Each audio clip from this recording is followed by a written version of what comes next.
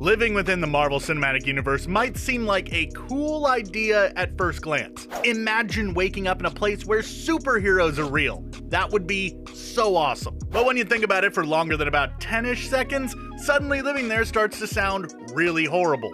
And I'm not just saying that because you'd have to deal with the threat of an alien invasion or something crazy like that every other day or so, but because the MCU is made up of some of the most dangerous locales ever. Don't believe me? How about I go ahead and rank a few of them so that you can see just how horrifically terrible some of them can be. Without any further ado, let's just go ahead and dive right into it.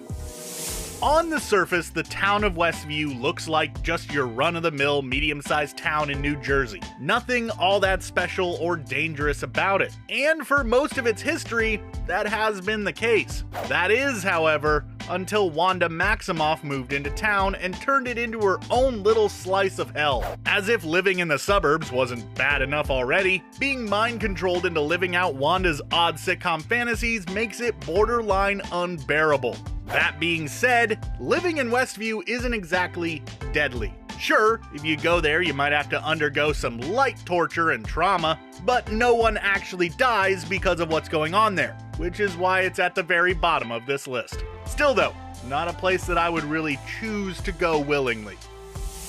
Titan used to be a peaceful, lush world. Inhabited by an advanced race of people, the planet seemed like a pretty chill place to call home. That is, until overpopulation started to take hold.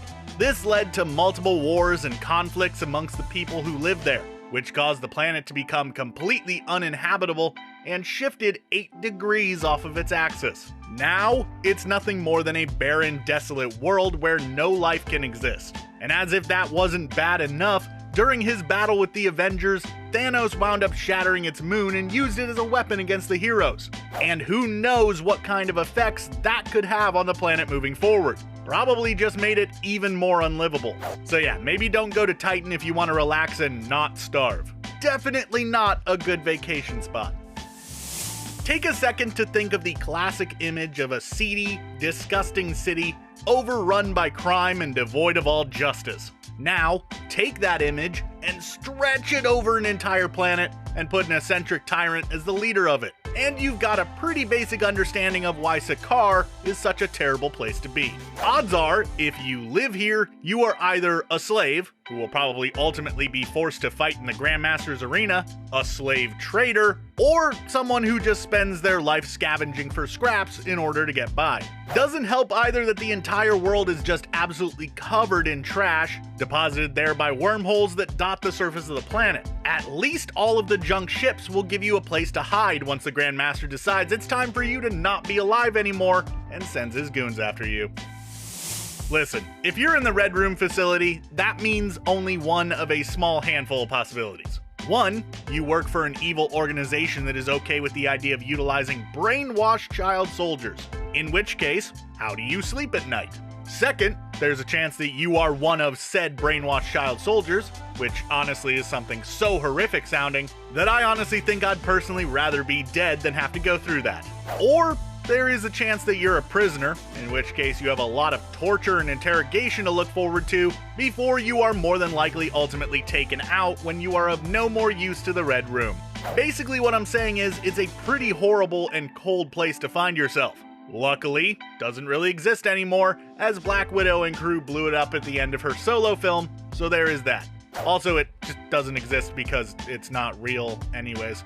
So, take comfort in that.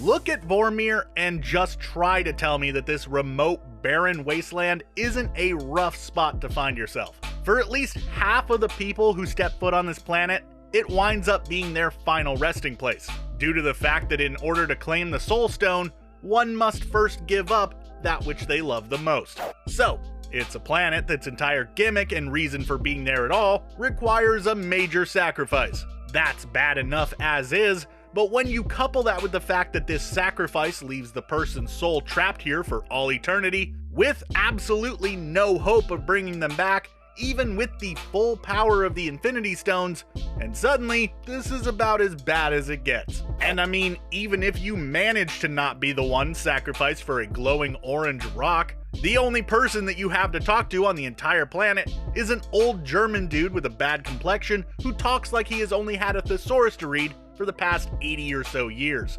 That alone would be enough to make me want to yeet myself off that cliff.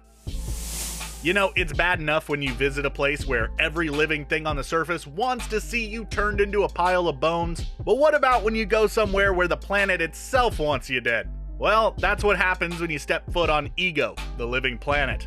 Sure, he might have an avatar that looks like Kurt Russell, and yeah, he might be really charming, but once you discover his caves filled with the bones of his own children who failed to live up to his godly requirements, suddenly, it's not such a kosher place to be.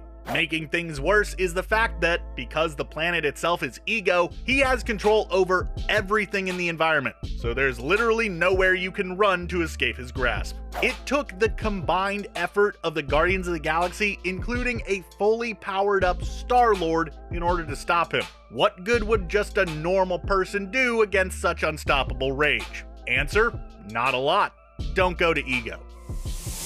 If you are one of the unlucky few who wind up on the wrong side of the TVA, you could find yourself visiting the Void. Located at the end of time itself, the Void is a vast, open world consisting of pretty much nothing but elements sent there by the Time Variance Authority. Making things worse is the presence of roaming gangs, including at least one led by a deranged Loki variant, who has no qualms about taking out pretty much anyone who gets in their way for basically no reason. Oh, and there is the fact that the entire world is constantly under threat by a giant cloud-like entity that consumes anything and everything that it can find, swallowing it up and removing it from existence. Yeah, not a great thing to have to encounter.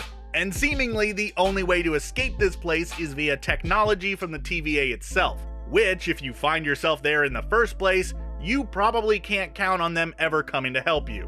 Or, you could try to make it past the giant death cloud and find yourself at the end of time, facing down Kang himself, which is probably not much better now that I think about it. Muspelheim is about as close to literal hell that we will ever see within the Marvel Cinematic Universe. Home to fire demons under the control of Surtur, the being prophesied to bring about Ragnarok and destroy Asgard, this place is entirely made up of volcanoes and lava and fire. It's the kind of place that only the most powerful Asgardians are even capable of stepping foot, let alone having any hope of surviving. Provided that you don't immediately burn to death upon first arriving, the best you could look forward to is being eaten by a fire dragon, as the alternative is being captured and tortured by Surtur, which I wouldn't wish on my worst enemy. The Quantum Realm is about as inhospitable of a place as you can possibly imagine. Existing outside of the normal universe, this is a place where even the Infinity Stones don't work properly. It's somewhere where time and space are completely irrelevant. On top of that, deadly radiation is in such abundance here that no one can survive without some kind of advanced suit or some sort of magical protection. Which I guess is kinda handy, since it takes advanced technology or sorcery to even get there in the first place. Also, you'd have to imagine that it's the kind of thing where if you step in the wrong spot, you might wind up like 200 years in the past or something. Which might sound kinda cool until you think about how life was 200 years ago, and suddenly, it's not so good. Oh wow, big shocker. The place called the Dark Dimension isn't a great place to go visit. Who could have possibly seen that coming? Even if you can look past the fact that it is a shapeless hellscape where the laws of physics are merely a suggestion at best, there is still the fact that it is ruled over by Dormammu, an ancient being who possesses powers beyond the comprehension of mortal men. He's someone who is so powerful that even the Ancient One is fearful of him, despite the fact that she draws power from his realm in order to maintain her long life.